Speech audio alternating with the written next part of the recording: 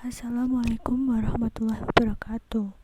Perkenalkan, nama saya Primasita Sekar Widayat, NIM A3220200189.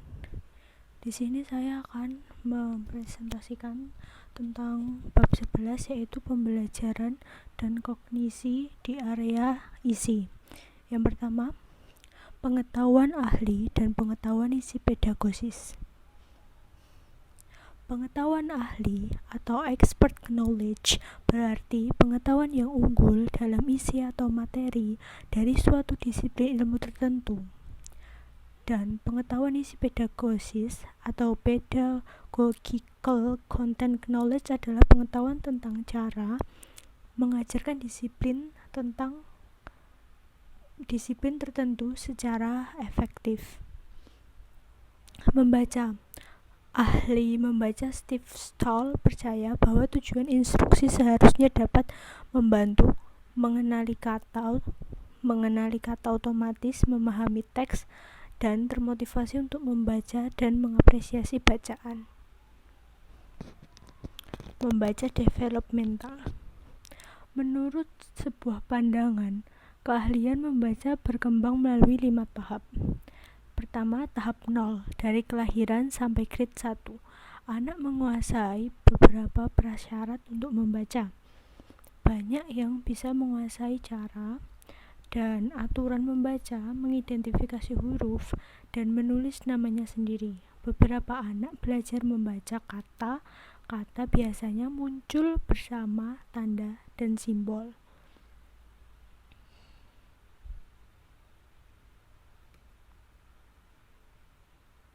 Tahap 1, grade 1 dan 2. Banyak anak mulai belajar membaca. Mereka belajar dengan mengucapkan kata-kata, yakni menyuarakan huruf atau sekelompok huruf dan membentuk ucapan kata. Pada tahap ini mereka juga mampu menguasai nama dan suara huruf. Tahap 2, di grade 2 dan 3, anak semakin lancar dalam membaca, dan akan tetapi dalam tahap ini membaca masih belum banyak digunakan untuk belajar.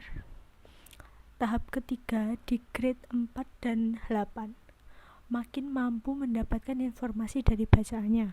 Tahap 4, di sekolah menengah atas, banyak murid yang telah menjadi pembaca yang kompeten. Mereka mampu memahami materi dari berbagai perspektif. Pendekatan untuk membaca.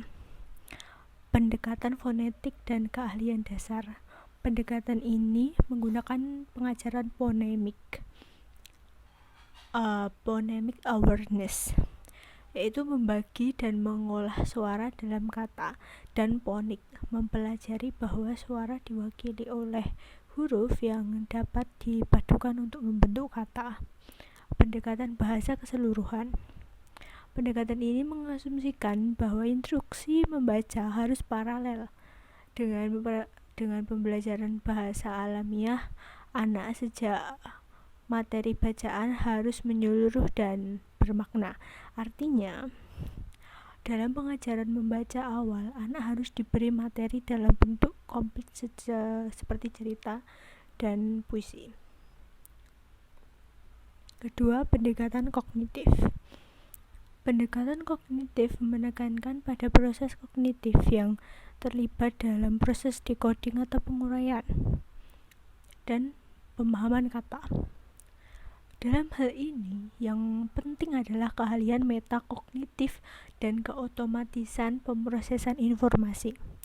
Metakognisi diperlukan dalam kegiatan membaca, yakni dalam pengertian bahwa pembaca yang baik akan mengembangkan kontrol atas kemampuan membaca mereka sendiri dan punya pemahaman tentang bagaimana cara membaca yang baik.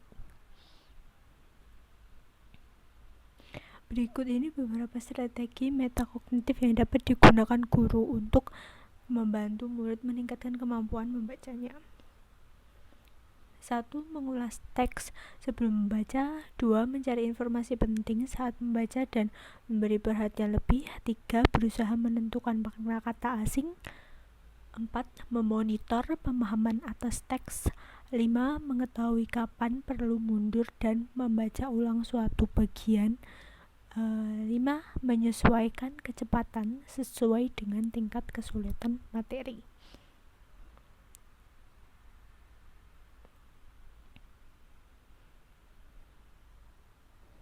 Berkenaan dengan keotomatisan pemrosesan informasi, ketika pengenalan kata terjadi dengan cepat, salah satu faktor penghambat pemahaman membaca anak adalah jumlah informasi yang dapat mereka simpan dalam memori kerja atau working memory pada satu waktu.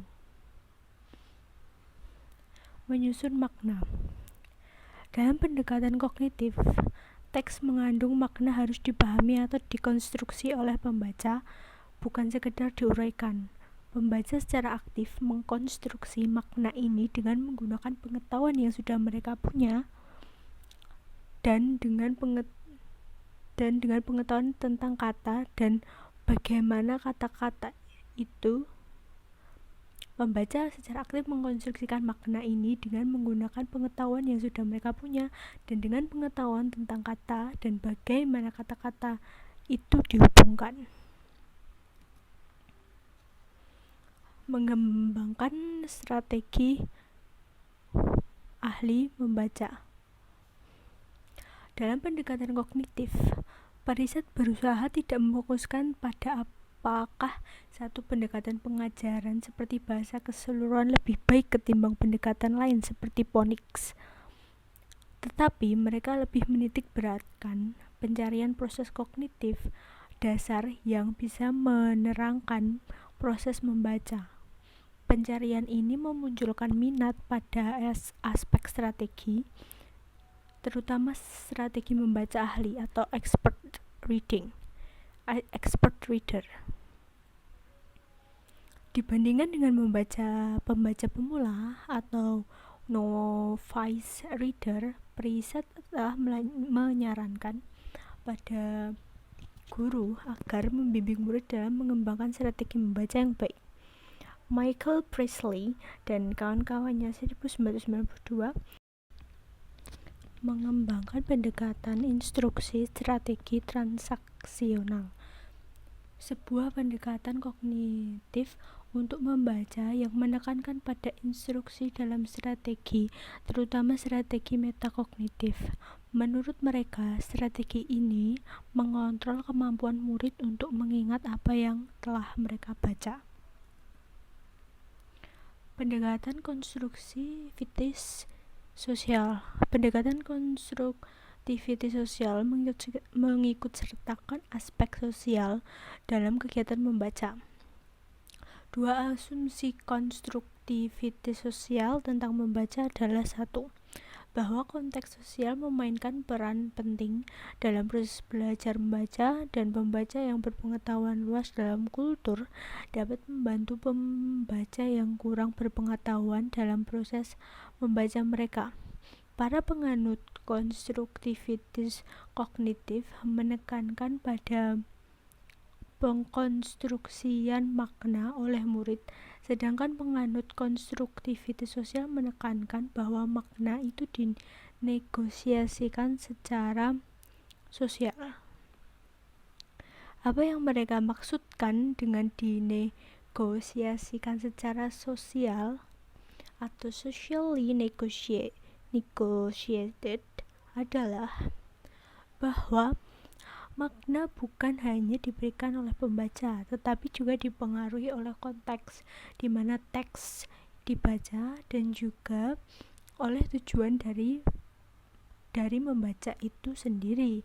Pendekatan konstruktivitas sosial menekankan arti penting dari pemberian kesempatan pada murid untuk melakukan dialog tentang buku yang telah mereka baca. Salah satu caranya adalah melalui pengajaran reciprocal atau reciprocal teaching. Sekian dari saya. Wassalamualaikum warahmatullahi wabarakatuh.